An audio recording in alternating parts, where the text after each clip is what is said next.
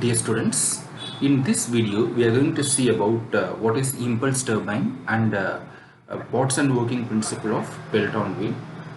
So a turbine is a rotary mechanical device that extracts energy from a fluid flow and converts it into useful work by a system of fixed and moving blades and causing the wheel to rotate.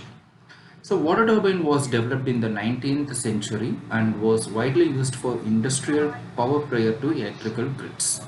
Now they are mostly used for electric power generation. They harness a clean and renewable energy source. Although there are various types of impulse turbines available, Pelton wheel turbine is the most widely used impulse turbine. We can generate maximum of up to 200 megawatt of electricity from a Pelton wheel turbine, where we have water head as high as 1000 meters. So, what is impulse turbine? So it changes the velocity of a water jet. The jet impinges or strikes on the turbine's curved blades, which change the direction of flow. The resulting changes in momentum causes a force on the impulse blades, turbine blades. Since the turbine is spinning, the force acts through a distance and the diverted water flow is left with diminished energy. Prior to hitting the turbine blades, the water's pressure, that is potential energy, is converted into kinetic energy by a nozzle and focused on the turbine. So no pressure change occurs at the turbine blades and the turbine doesn't require hosing for operation. Okay, let us see what is Pelton turbine. The Pelton turbine is an impulsive turbine used for high head of water. This turbine was discovered by the American engineer L.A. Pelton. The energy available at the inlet of the Pelton turbine is only kinetic energy. The pressure at the inlet and outlet of the turbine is atmospheric pressure. It has the following components like a nozzle, runner and buckets. This is the runner and this is the bucket, and this is having a casing to avoid a splashing of water, and a braking jet will be provided, which is not shown here, which will be provided opposite to the direction of the nozzle to stop the Pelton wheel, that is to stop the key runner after stopping the striking of water jet. Okay, first one is nozzle.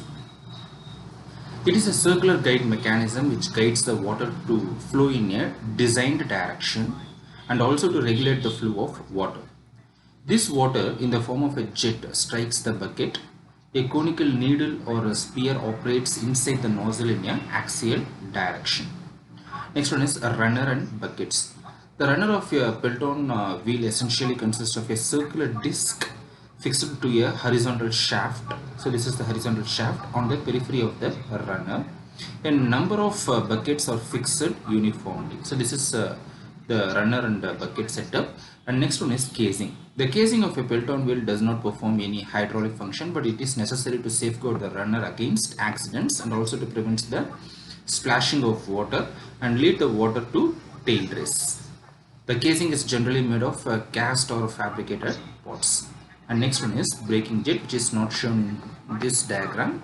Whenever the turbine has to be brought to rest, the nozzle is completely closed. So if the nozzle is completely closed by means of this spear movement, the water splashing will get arrested or stopped. It has been observed that the runner goes revolving for a considerable time due to inertia before it comes to rest. In order to bring the runner to rest in a short time, a small nozzle is provided in such a way that direct a jet of water on back of the buckets. It acts as a brake for reducing the speed of the runner. So let us see the working principle. So the water flows along the tangent to the path of the runner. Nozzle direct forceful streams of water against a series of buckets mounted around the edge of a wheel. As the water flows into the bucket, the direction of water velocity changes to flow the contour of the bucket. When the water jet contacts the bucket, the water exerts pressure on the bucket and the water is decelerated as it does a U-turn and flows out the other side of the bucket at low velocity. In the process, the water's momentum is transferred to the turbine. This impulse does work on the turbine. For maximum power and efficiency, the turbine system is designed such that the water jet velocity is twice the velocity of the bucket.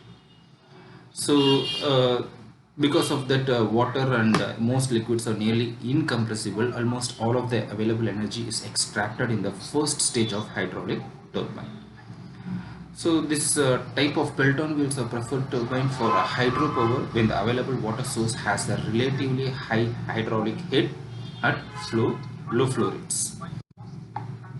So this is the constructional setup.